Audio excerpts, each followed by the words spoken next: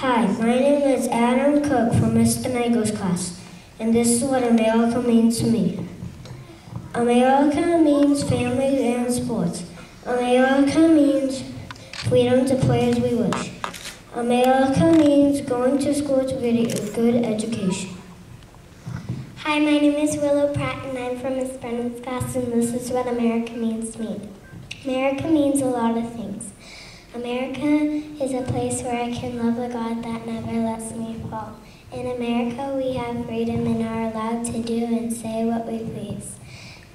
In America, I can go to school and learn and be educated. I am so grateful to be an American, and I feel this is the best place in the world to live. That is what America means to me.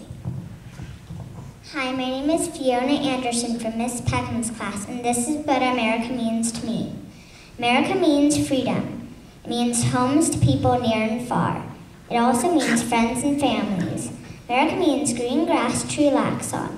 It means captivating oceans that are blue. It means flowers purple, blue, and pink. America is a miracle, and I'm proud to be an American.